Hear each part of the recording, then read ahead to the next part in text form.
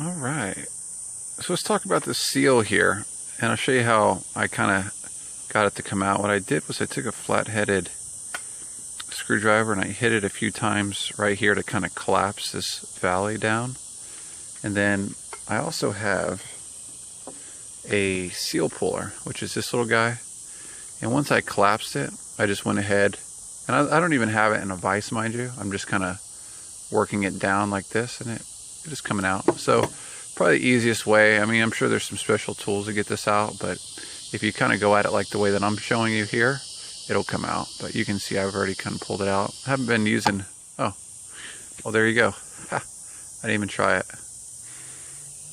That was a live shot right there for you all. So anyway, well, that's cool. Glad that worked out. And you can see the bearing looks like it's in pretty decent shape. We do got a little bit of, looks like excess grease in there. We'll go ahead and wipe off. All right. See if we can spin this sucker around, get a little clean. Yeah, it doesn't look, see if I can get it to zoom in there, but yeah, it looks pretty good. Bearing is super quiet. Here's the seal which we're going to press back in. It is part number 3852272. This is actually a Volvo Penta part.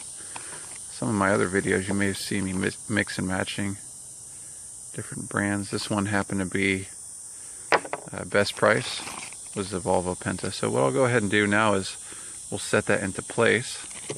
Just remember, as you're putting it down, where you hit it with the flathead right here, just make sure that's the way it goes, basically with the metal wire, the spring here, facing upwards. Actually, there's one on both sides, so how about this, where you can read the part number. Yeah, no part number down there. Let's check it out here. Yeah, same thing. So anyway, let's go ahead and pull this out of the package and get ready to install it. Alright, so you can see I've got the seal coated with a good amount of marine grease. You don't want to cook the seal when you first turn it on, so make sure you get adequate amounts of grease on this thing. Alright, let's see if I can push it down evenly. It looks like it is sticking up a little bit over on this side. We won't be able to use our traditional race and bearing installer because it has a slip on it, so more than likely I'm going to have to tap it along the sides very lightly with something. Figure out what that's going to be here. But you want to be super careful as to not damage this new seal. Okay, so the easiest way for me to do it is I had a little extension here and just some light taps. One way, opposite, this way, and it's seated all the way around. You'll notice you've got it all the way down when you have room, as you saw earlier, to put in our clip here. Otherwise, if you don't have it down enough, this clip won't install. Okay, I was really surprised I got this clip in here first time around. That's pretty nice. I don't normally have that kind of luck. Okay, now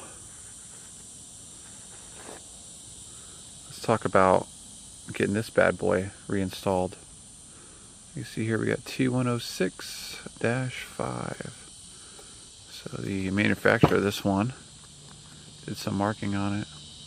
Yeah, also we need to replace this seal too, and I forgot we do have another seal down here, so let's swap that out. I've got it hiding around somewhere here. Okay, and this is it right here. Let's see if we got a good shot of the part number 3852308. This one's green, the original one is black. So we will go ahead and pop this one off. Alright, and we'll just double check, make sure. Yep, looks like we've got a match. Just kind of odd, it's different colors, but that's just how they do it. Alright, so as you probably just saw a second ago, this surface was really nasty. And there's no way I was gonna... This is actually a surface that is basically shimmed. So it does need to be set up it needs to be cleaned really well, otherwise you could be running some issues. So that is nice and clean. Let's go ahead and put this seal in place. Alright, seal is in place. Put some marine grease around it so when we go to install it, it doesn't try to jump out of its little valley there. Alright, so that is pretty much it. So far we've replaced the seal that was leaking and then this other little seal. Got that. Now we can kind of, actually that's pretty much all we got to do. Let's flip this thing over and talk about that bolt that needs to go in here. Okay, so you can't see it, or actually you kind of can, but this used to have red Loctite on it. So as you can imagine, as much as I don't like using it, we are going to dab a little bit of red Loctite on this. We're also going to coat this inner race and this one as well. Clean it first with marine assembly grease. Make sure it's got a good surface.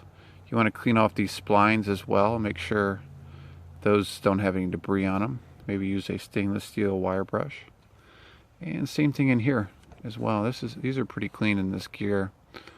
But yeah, double check this little piece in here, these little splines, they should be good. But then make sure, like I said, you get some marine grease on here.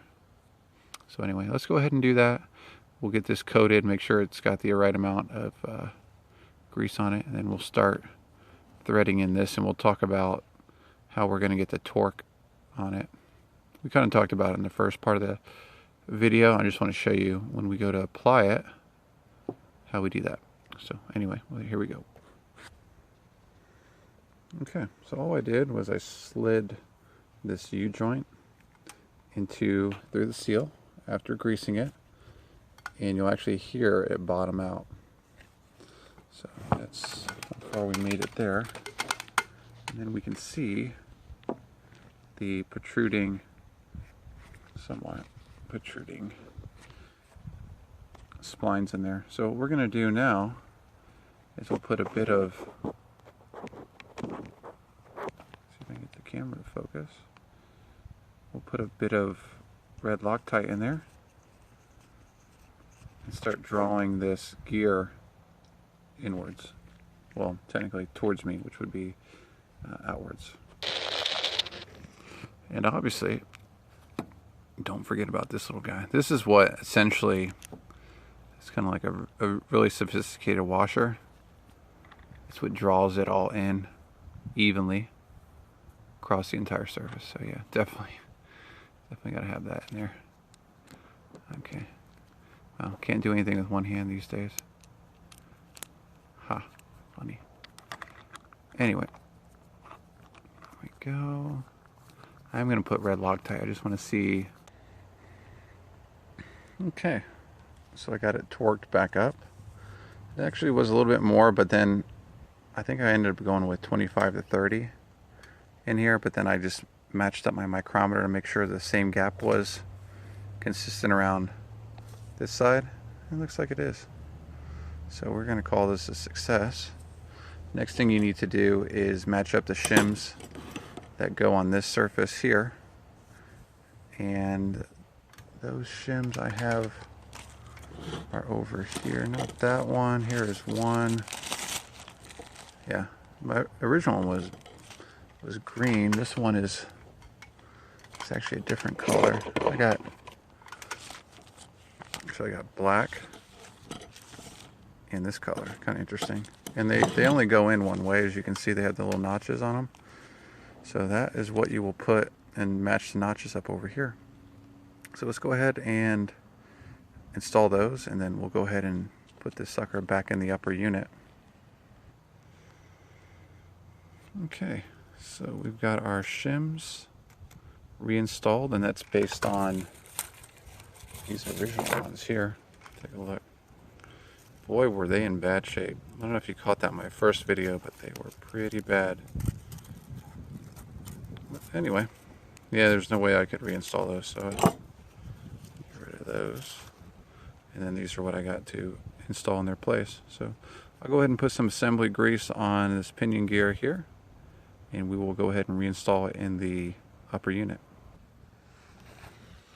Okay, another thing to remember here is don't forget your gasket sealing compound around the seal. I know I forgot to mention that, but as you're installing it, definitely there's not really a typical shim, or sorry, a typical seal that you would see on it. These are just shims, so for that reason you're going to want to go ahead and make sure you add some gasket sealing compound around it. Okay, so go ahead and clean your excess gasket sealing compound around the edge here, and then grab hold of the shaft, spin it, and do a quick function check and make sure it spins, and it does. Success. Alright, and you can double check in here as well, see if we can get it to zoom, make sure seal is still in place. Looks good.